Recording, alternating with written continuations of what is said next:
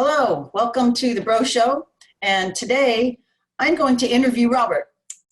He has a host of a ton of information about frequencies, about natural healing, and I want to ask him some specific things and have him explain some specific things about frequencies and about invisible influences. So today we'll go off in a few tangents, but basically we'll talk about what are electromagnetic frequencies, certain ones of them, namely the microwave frequencies and why that's harmful, where we find them, and how to mitigate them.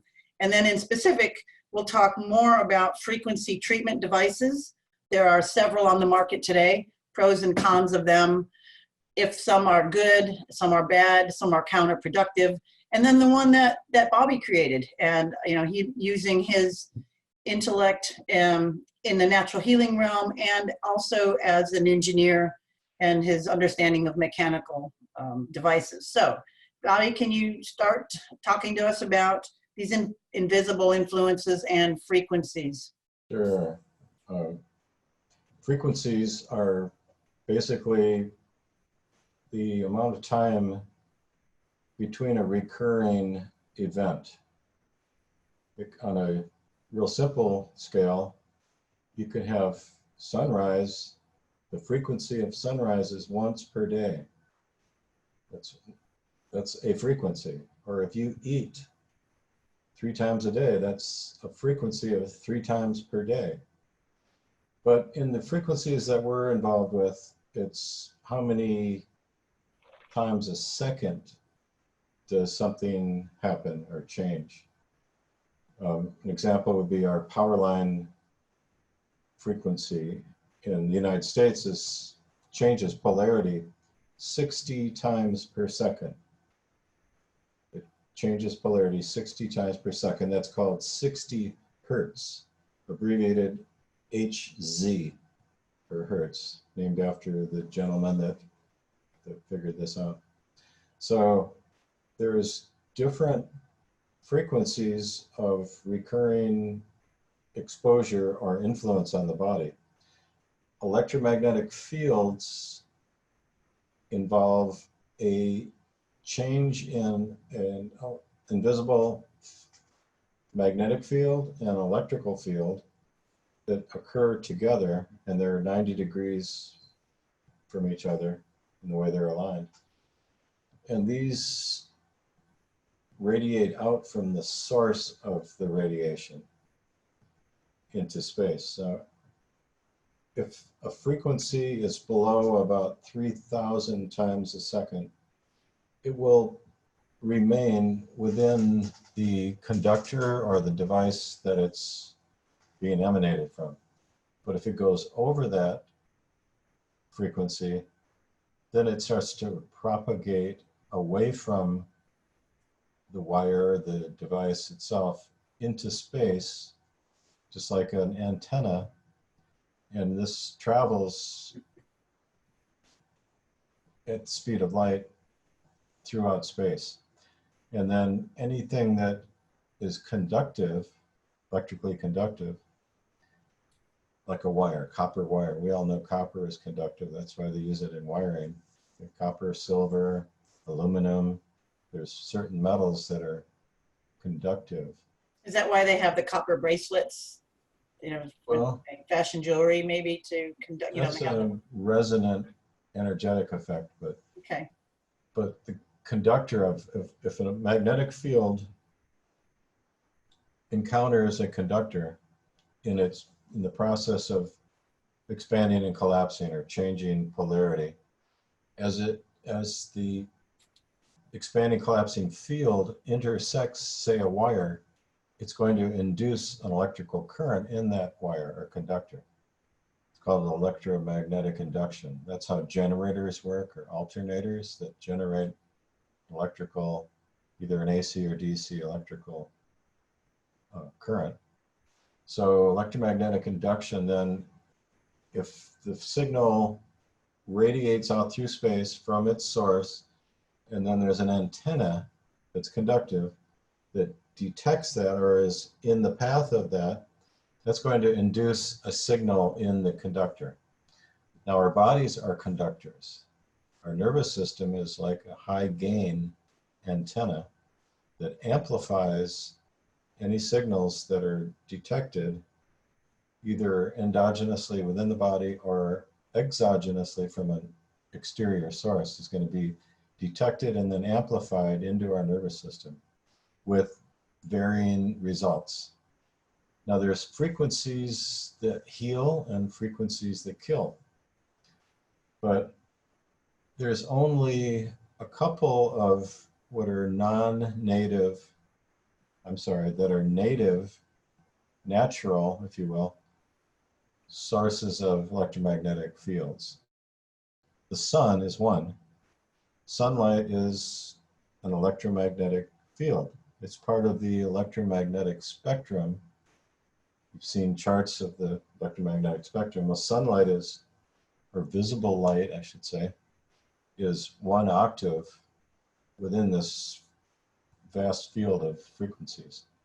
And there's frequencies below what we can see, called infrared, and there's frequencies above what we can see, called ultraviolet, and there's frequencies higher and lower than that little spectrum. So that's one of the native or natural forms of electromagnetism. Another is called Schumann resonance, which is the resonant frequency of the planet itself. And it's a field that extends from the surface of the Earth to the ionosphere and back. That's about 7.83 cycles per second. Is that kind of like the Earth's heartbeat, would you think? Yeah, that's a good analogy. And life forms on the Earth are synced to that reference, right? That's like the tempo that everything's dancing to, right?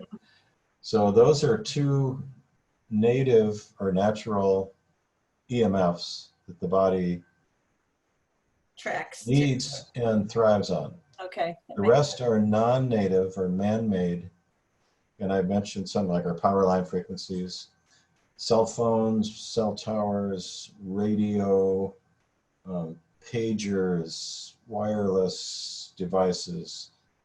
Wireless phones, cordless phones, routers. Cordless phones, Wi-Fi routers. Bluetooth. Anything Bluetooth is wireless, microwave, transmission and reception, right? Okay, so you said microwave. So there's different ways that these electromagnetic fields are produced or broadcast, and why are some worse than others? Microwave refers to the wavelength of each waveform. So if we had 1 cycle per second moving at the speed of light, then the wavelength of that 1 cycle per second would be enormous. It would be miles and miles of distance that travels in 1 second. And if you had, say, 100 cycles per second, it would be 1/100th the wavelength, because you'd have more of those within 1 second. Smaller wavelengths. 100 instead of just 1. Okay. So each one of those would be 1/100th of the 1 cycle per second, if it was 100. So that as you go up in frequency, cycles per second, the wavelength gets shorter. Each waveform, in order to fit them all in 1 second time, moving at a constant speed, the length that it travels of each fluctuation, each cycle in that frequency, would be less and less. Microwaves are very, very short distances.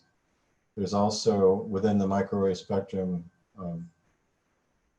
millimeter waveforms that are very high frequency, which is part of the 5G network that's being implemented right now. So these frequencies cause different parts of our body and parts of nature to resonate. It's like a tuning fork. If you take a tuning fork and you strike it and it vibrates, and you touch it to another tuning fork of the same design, it will cause the second one to vibrate at the same frequency as the first one. It's called sympathetic resonance. So those things resonate together, and you can hit the one, touch it to the other, and then mute the original one, and the second one will still be vibrating. Okay, It that's why transfers sometimes, some of that energy from itself into that other tuning fork. okay, that's why sometimes like your drums, you left the sticks sitting on it, and then if a truck goes, you know, the UPS truck goes by or something, and it's like you hear that whatever, and then all of a sudden that, you know, that head is vibrating and that stick is like just that little bit, you know. Exactly. So Or it's like just when that you're the mail truck going by or something right, or resonates. like when you're playing your bass and you hit a loud low frequency on the bass. It can make the windows vibrate. Yeah, the neighbor's Uh, windows go on different that low key. drums will vibrate, and that's sympathetic resonance. So our bodies sympathetically resonate with frequencies that we're constantly exposed to. An example of that would be the frequency 2.45 gigahertz. A gigahertz is 1,000 megahertz. Megahertz is 1,000,000 times per second. So 1,000 of them. Wow. 1,000 million is a gigahertz. Woo. So 2.45 gigahertz would be 2,450 million, 2,450 million times per second. Would that fry an egg in a hurry? Well, what it does in a microwave oven, that's the exact frequency the microwave oven works at. So that resonates with the oxygen atom in water. H2O, right? There's 2 hydrogen, 1 oxygen. So the oxygen changes its polarity 2,450 million times every second, which creates friction and causes heating, but it also tears apart molecules that water is part of.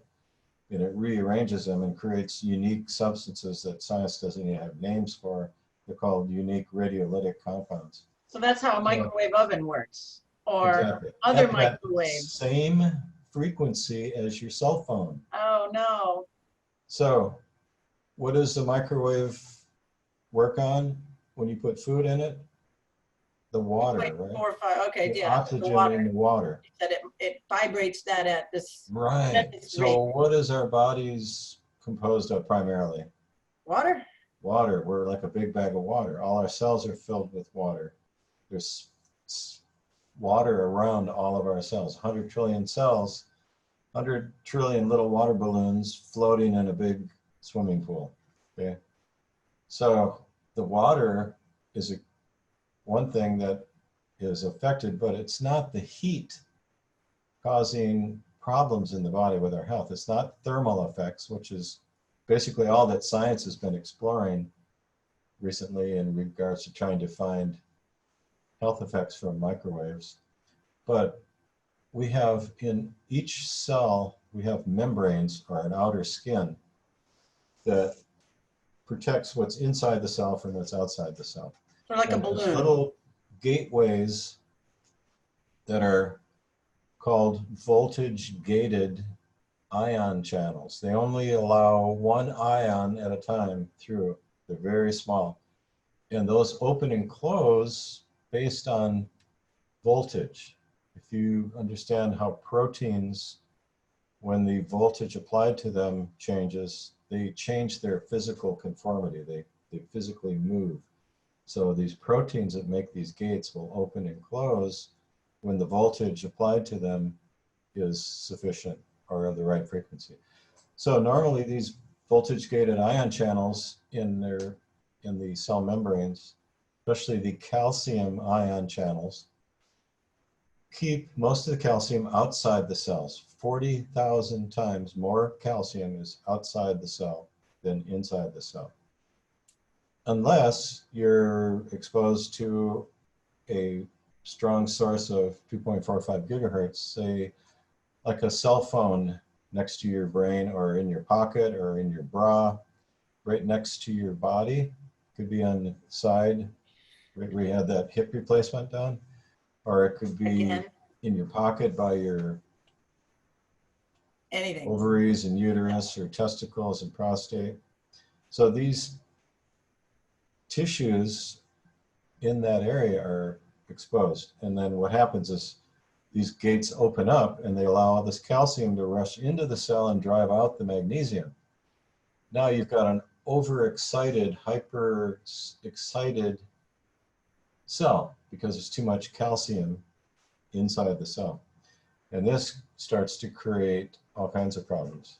Now, That's huge. Let's stop there saying is that, you know, a lot of people that don't understand biology or chemistry, I just want to reiterate that. So what Bobby was saying is that we have a cell, each cell, just think of it like a balloon, but then each one, it has a little one gate, like the bottom of the balloon, and it lets one ion in at a time. You know, it has to check, make sure that it's okay, you know, it's the right environment, it all gonna fit. But then certain devices like our cell phones, these microwave frequencies basically blast open that gate, and then a whole bunch of the calcium molecules that should be on the outside. Just think about like I'm thinking of it like a dam. You know, it's got a whole bunch of water on the one side that it's keeping from just rushing down the valley and devastating towns. So all of that just gets wide open and all of that water just goes down in. So, but in the cell, the calcium stimulates things, you know, on an ion level, and magnesium relaxes things. I'm just going to use that as a way to just blanket it. So all of a sudden, everything's kind of being cool. You know, we got enough excitation of the cell, like get up and go do something as opposed to not.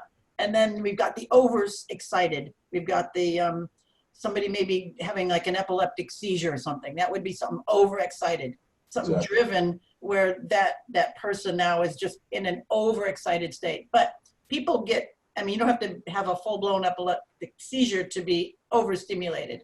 Most people are overstimulated anyway. If, you know, it doesn't take much to trigger somebody, you know, on an emotional level. It doesn't take much to make somebody really irritated or mad because they're already on that threshold. Is that kind of what we're saying with biologically? Yeah. And imagine, let's talk about the heart, which is an important muscle. You need magnesium for muscle to relax. Any muscle, whether it's your heart muscle, any skeletal muscles, the muscles around your arteries. There's a muscle layer that affects your blood pressure, depending on how much tonicity or inhibition is involved.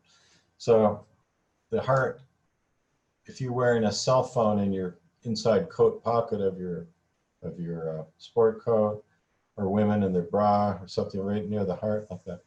So that's going to allow all this calcium to rush into the cells, causing irritability, tachycardia, arrhythmias, probably PVCs happening in the heart, and that could lead to other problems, especially if you're a victim of the Western medical industry and say your medical doctor puts you on statins, which is affecting your heart. The CoQ10 is destroyed. It causes lesions in the heart muscle. Things like that in addition is going to really make the dominoes start falling in many directions. Or how about your brain? We have what's called the blood-brain barrier. That's a selectively permeable membrane that only allows certain nutrients into the brain unless you hold in a microwave generator next to your brain. A cell phone? What that or does a cordless phone? Just like the voltage-gated ion channels in the cell membranes, it opens the blood-brain barrier wide open. Now, whatever is in your blood is going to go into the brain. And it's like all the security just walked away, and you know, it's like our southern border. You know, it's like anybody can just walk right in and wreak havoc. So this is causing inflamed brains in people, and the glial cells, your immune cells in your brain, there's 10 times more glial cells than neurons in your brain. People don't realize it. So they all get called into action. They go into hyperactivity, and they produce inflammatory compounds called cytokines that are part of the inflammatory response, but the brain doesn't have a real good way to reverse that.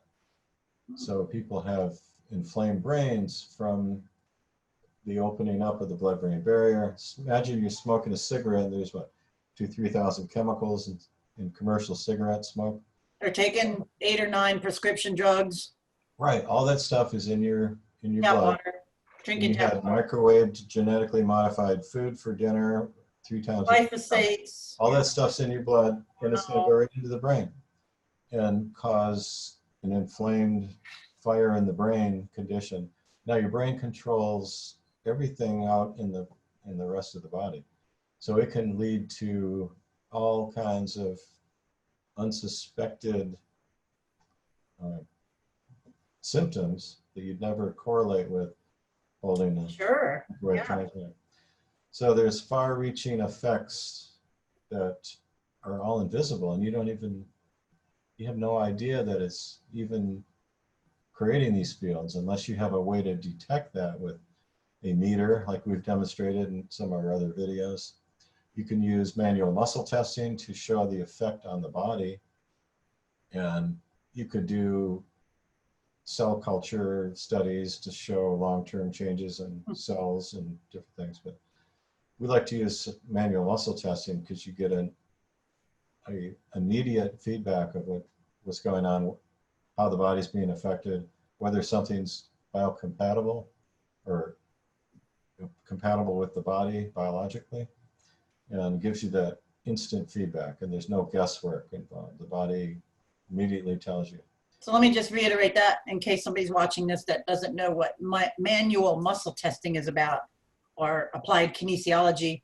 This can get very specific, but it's using a specific muscle in the body or a group of muscles to test the response of anything. And we have some videos that goes through that. But basically, you have one person testing another. Some people test themselves, but it's harder. But if you have one person testing a muscle strength of somebody, we call the first test in the clear, because that's just by itself without any influences. And then you introduce an influence to see if it weakens the muscle, so that you want to make sure the muscle is strong on the first test to get an accurate result, and then bring something in, change the field, change the condition, and see if the body is responding to that condition. Hope that makes sense if you've never seen it. But watch one of the other videos and we go through that more. That's a good summation. Basically, every skeletal muscle in the body relates to an organ system, one of the acupuncture meridians in the body, the energy highways that are energetic level that influence the grosser physical functioning of our body. So these are all affected by electromagnetic fields, and you can test these different groups and you can see some are strong, some are weak, and then you rule out the fact that the weakness could be caused from an injury or something easily. But basically you're looking for a change. Something that negates weakness will be important, or something that creates weakness in a previously strong muscle is important. But that's manual muscle testing, part of applied kinesiology that we study and teach. And it was pioneered by George Goodhart and further developed by Walter Schmidt more recently.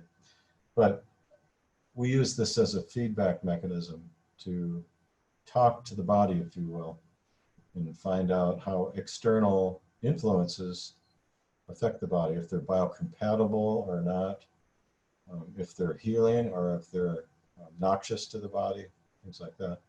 So for example, just again, in case people haven't seen this, say you test the muscle on somebody, like I'm gonna say this muscle here, if somebody's pushing my arm outward, I'm resisting. I'm checking my pec clavicular muscle. It's like a specific muscle that I'm trying to hold. Isolate. Isolate, right.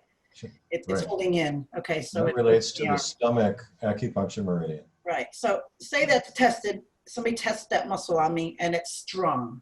Now all of a sudden, I might turn my cell phone on and have it start to make a call and lay it right on me and test. It always makes the person weaken. whether they know what's happening or not. I can blindfold a person and that, so they don't have a clue what's going on and do it, and they'll still weaken it. So it's not like your mind. Okay, so Right. then that muscle's weak. Now I take the phone away, muscle's strong again. Something like that. Right, and the cell phone will cause what's called a global weakness, which will weaken every muscle in your body. But the scenario you just described, if you laid it over on your chest like that, you'd be putting it right on the stomach meridian, which passes through the breast on both sides. So that'd be a total different influence directly on the meridian. But basically, if you have this phone anywhere, If somebody took it and held it close to me and then I was retested, it would weaken me. Doesn't even have to be on it me. will cause every muscle in your body to weaken. Yeah, it's called a global effect. So, but there are specific areas. Now, the typical practitioner that uses manual muscle testing, say they're applied kinesiology practitioner, and they're actually doing classical applied kinesiology the proper way, not just the department store variety, we call it, where you do muscle group pull down tests, which can be helpful to use. We do that too, but say you're doing all specific muscles in a pre-described pattern or protocol. The environment that you're testing your patient in is going to potentially skew your results. And some of those influences that the average practitioner doesn't understand is the artificial lighting in their office that they're testing the patient in, especially fluorescent and LED and halogen lights, because of the high levels of blue without red that the mitochondria, the power plants in our cells, are attuned to. So that's just having those lights on is going to cause a weakness. How about a Wi-Fi router or some kind of telemetry device that's permeating the whole office? That's going to affect the same way and cause weakness. And so when you test this person in the clear, they're really not in the clear because they're under an influence that's affecting the response.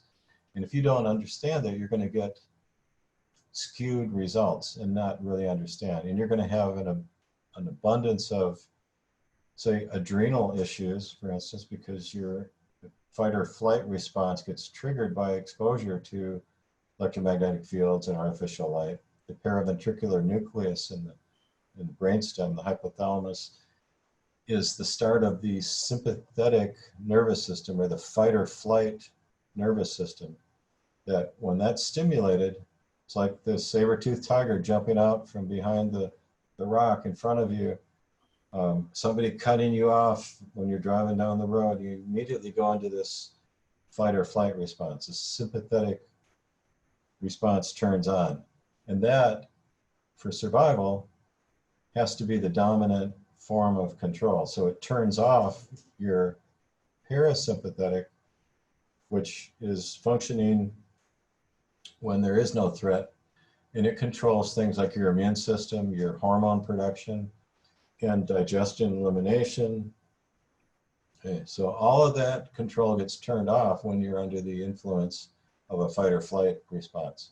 Now, being in these artificial lighting and Wi-Fi, cell phone in the pocket, all the other influences that you may be under and not even know it, could be the wireless alarm system in your clinic, right? Or at home, or your baby monitor, or the Wii games, all the wireless game consoles, all that stuff is having that effect on the body. So when you're in a clinical setting, you want that to be neutral as you can. That's why we have, in our clinic, we have incandescent lighting. We don't have any LED or fluorescent halogen bulbs. And we don't use a Wi-Fi router. Everything is hardwired Ethernet like we used to do. And we ask people to turn off their cell phones when they come in. So you're in a relatively clean environment. The only thing that we can't protect from is stuff coming from satellites and cell towers, and maybe people, if you're in a particular situation where you got, say, a waiting room and people might be on their devices in your waiting room, that could potentially influence. We don't have that situation in our practice, but a lot of people could have that.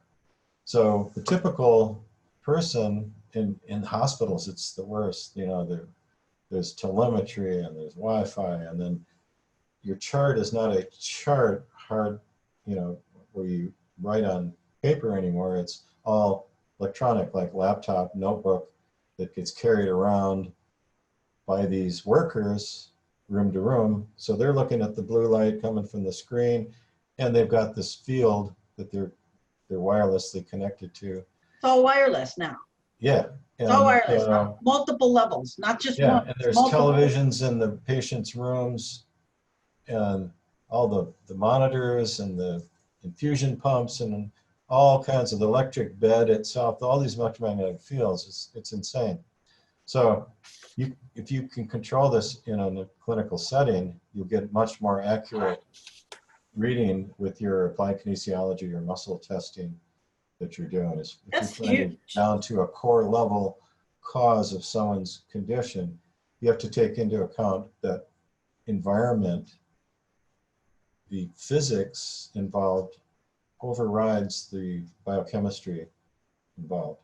So if the physics aren't right, you're going to get skewed results in your physiologic testing. Just like your blood is sensitive to light, and especially blue light from fluorescent, and even more so from LED. So if you're drawing someone's blood in this artificial light and analyzing it in artificial light, you're going to get different results because of the effect that light has on the blood itself, or on the body when it was drawn.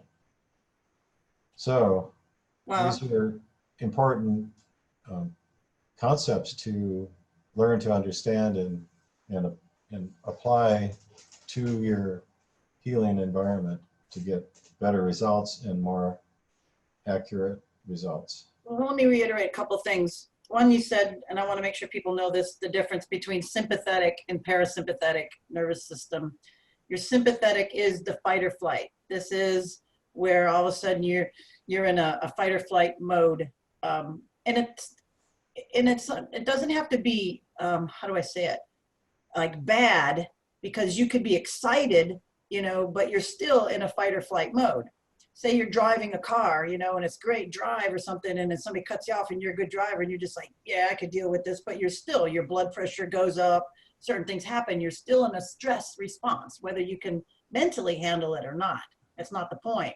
You know, you don't have to be freaking out, but it affects you. So, and if you're in an electric car or something, it's even worse because of all the fields. If you got Bluetooth in your car, or a modern car with all these sensors that are shooting microwaves throughout, some new cars have Wi-Fi hotspots in it. Right. You know, so it's even worse than. Right. So my point is, it's like, it's fun. It's not like you're feeling negative, you know, because you could be having like fun or on one level driving it, but your cells are affected. It's like walking through a nuclear power plant unprotected or something. Or, you know, when you get x-rays, if you know, you're not shielded, or if the people around you aren't shielded, it doesn't mean that it doesn't affect you. It does.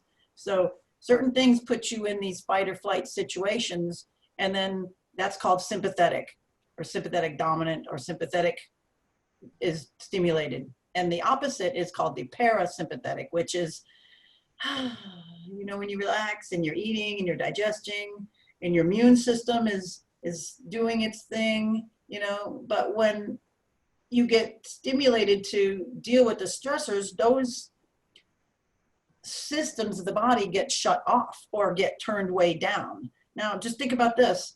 What about all the incidences of kids with cancer and get diagnosed with leukemia?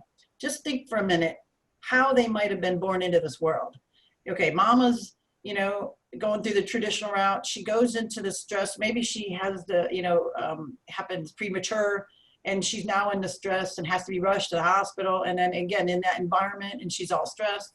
And then she's in stirrups, and the baby comes out stressed. and maybe they don't get to bond. Maybe they don't get, mom doesn't get to breastfeed. There's a baby then that goes home, you know, that gets a lot of the immunizations, more stress on the baby. Baby's got the baby monitor. Parents just got the security, the wireless security system. They also have an electric car. Wi-Fi router. Right, yeah, Wi-Fi router. Now this kid is being, first of all, came in stressed, and then it's being exposed to all of these things. And then mama lets it, you know, play with the phone as it's growing up and stuff. Now, Electronic babysitter. right, and then it's the kid's allowed to be on the, you know, video games a lot.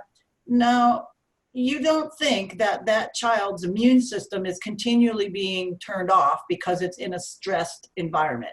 And now you Especially don't if think he's it's going to being- get a diagnosis or an artificial diagnosis of leukemia or cancer, or, you know, is it being pushed down those paths? Just Especially saying. if they're being fed microwave, genetically That too. modified food, lots of sugar frosted junkies, and Right. you We know, didn't even go there. I mean, I don't even Right. go there. Even if mama fed him the best organic food and everything in that environment, it's gonna, like you said, the physics is gonna Right. trump the biochemistry. You know, so you might be thinking, oh, I've fed him a good diet. I don't know why he has this condition.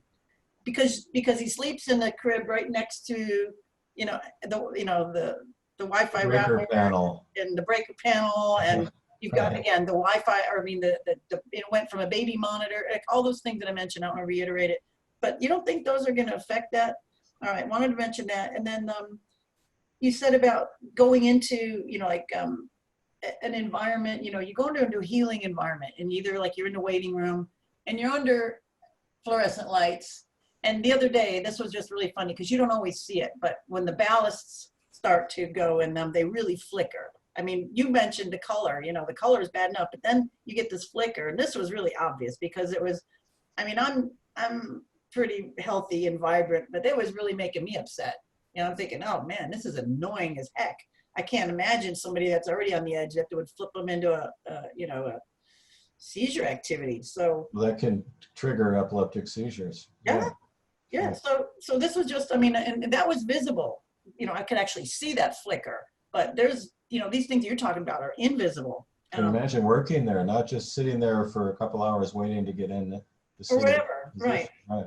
And then you're stressed, you know, then maybe you don't like the office manager, and then everybody around you has got the devices, and then you get rushed into the office, and, you know, so it's like, is this really healing environments that people are in? So yeah, the sympathetic, parasympathetic, and that people are trying to get healing, you know, not only from the medical profession, but from alternative practitioners that don't know this, that aren't aware of this either. And Same which thing. I wanted to now talk about the frequencies, you know, the treatments, you know, the frequency treatment devices that are on the market now, which I feel a lot of them kind of dupe people into thinking one way, and there's really these other these invisible influences that are happening at the same time. If you could talk about some of the ones that are going on, that'd be good too.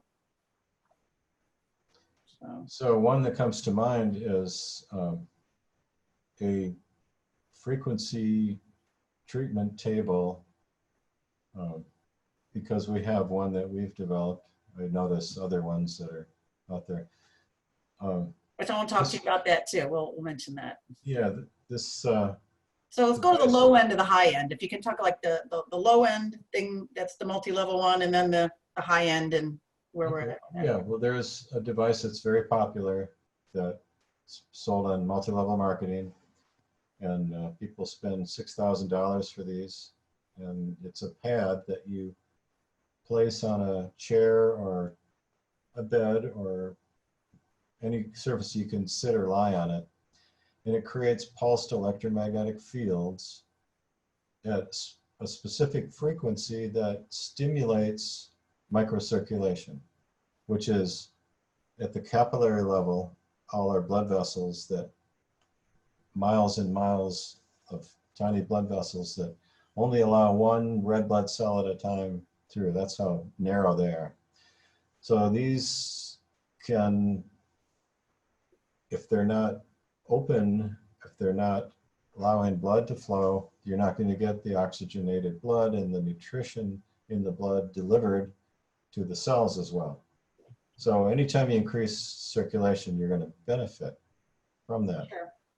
So, but if at the cell level, the cell itself is not able to burn that oxygen or the nutrients that are being delivered by the increased microcirculation, because the mitochondria, or these production cell power plants, are turned off because of the blue light, for instance, and the Wi-Fi, microwaves.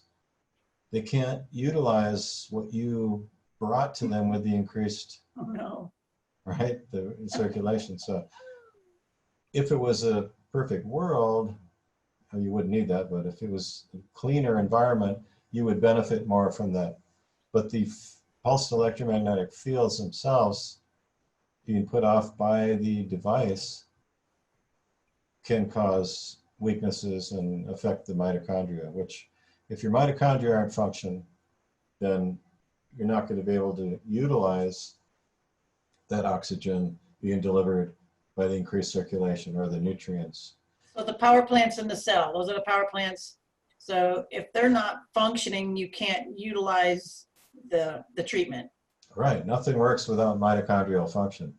So by increasing circulation, if the cells aren't able to benefit from it, you're not really benefiting the person. You can have a full tank of gas, but if the engine's blown, it ain't gonna do you no good. Right. Right? Right. Okay. And then the way our table works is with sound energy, not electromagnetic pulses, but acoustic sound energy, which is very powerful in it, and it can actually physically reshape physical matter. Think of Ella Fitzgerald singing a note and breaking a wine glass across the room. So that's a powerful effect that's coming from sound waves, right? So the sound doesn't have the harmful effect of the electromagnetic field, but it has a beneficial healing effect nevertheless on the body. And if that's delivered without any other harmful influences, say electromagnetic fields coming from the device itself, the lighting, if that's all handled and thought out ahead of time, then you're going to benefit so much more from your exposure to this healing frequency. So if you put the same frequency through an electromagnetic device and it has harmful influences on the body, it kind of negates the benefits of it, or you might not benefit nearly as much. So our table uses acoustic energy or sound. Now there's high-end tables that we saw at the last chiropractic convention, and they're cost prohibitive for the average practitioner or definitely a layperson. $60,000 was the price I was quoted.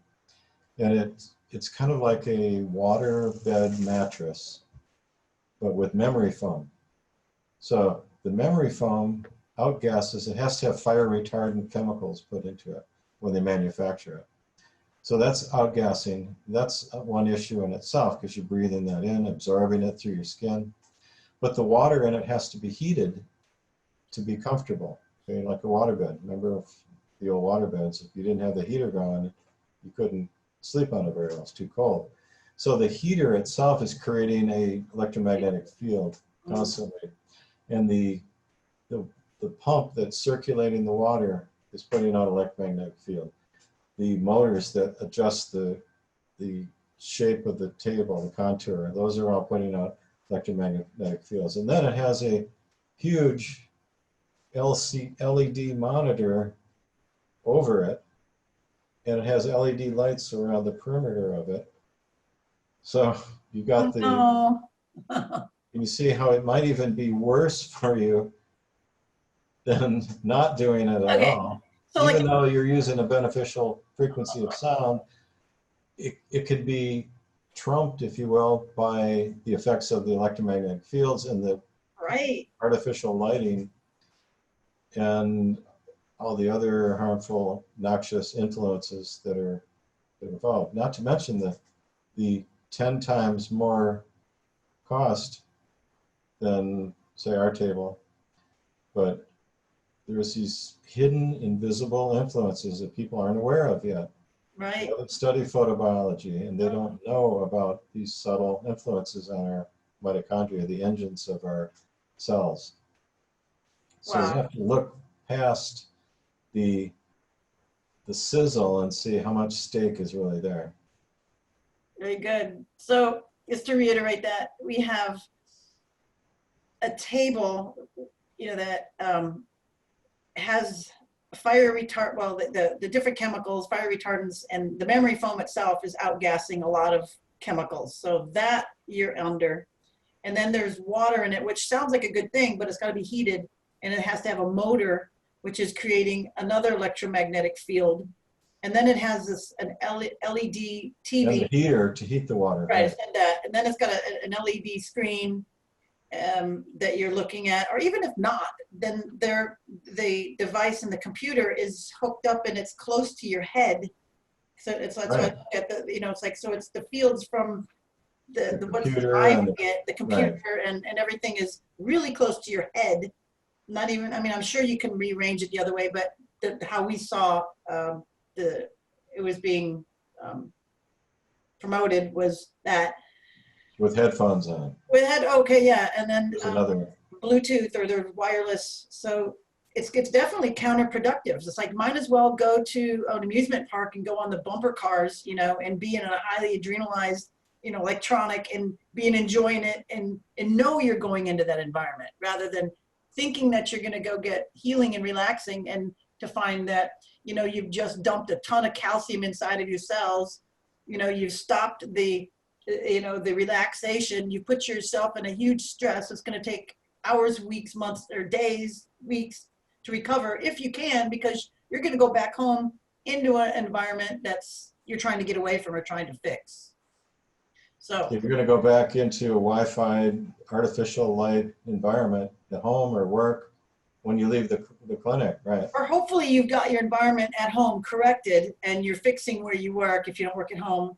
But then you're going to go to something that you think is going to help you with your situation, and it's not, and you're going home, Or how about if you go to a place that has effective, safe remedy, but then you get in your electric car or whatever to go home. to your unhealthy environment. Exactly. Right. You're going to Right. undo all the benefits potentially that you Right. receive from being there. So you have to address your whole The whole enchilada, baby. everything. Get Now, eat the beans and rice too, right? Well, this is something that people don't think about. It's out of sight, out of mind. And if you don't have it pointed out, or if you don't see it on a meter, or Yeah. it's like our video we did on the radioactive granite countertops and the ceramic tile floors. If you don't have a Geiger counter, you can't know that there's gamma rays coming from that. Yeah, it's like Madame Curie, right? And the Curies, when they were discovering uranium and, there's studying the isotopes and all that, they didn't know that they were being, gamma rays like crazy, and they died of, I forget, even some horrible cancers later before that stuff was known. And all her notes that are still in the museum are all radioactive still, right? Okay, so we got a similar situation, and hopefully people that are watching this will start to question their environment. Will start to go, honey, I knew I didn't like these LED lights. I told you they're just too bright. Most people we tell say that, and then they go, I just changed them all. I say, well, change them back. Well, they're more efficient. That's a big argument. Are you really going to get hung up on efficient lighting in your life? I mean, is that, I think we need to go health over that. There's other ways. I mean, not that lighting and environment and energy is not important, which it is, but it's like putting the oxygen mask on yourself first. You got to kind of be an able-bodied person thinking before you can facilitate something helpful, not harmful, to somebody next to you. So the lighting issue is definitely one of those, and these electromagnetic fields. And what we've done, and let's say it's early 2020 right now, I've seen this like pretty much in the last five or 6 years come on really hard and fast. You know, LEDs, Wi-Fi everywhere. Where not too long ago was, you know, I remember seeing signs in the restaurants, we have Wi-Fi, you know, like it was a big deal. Ooh.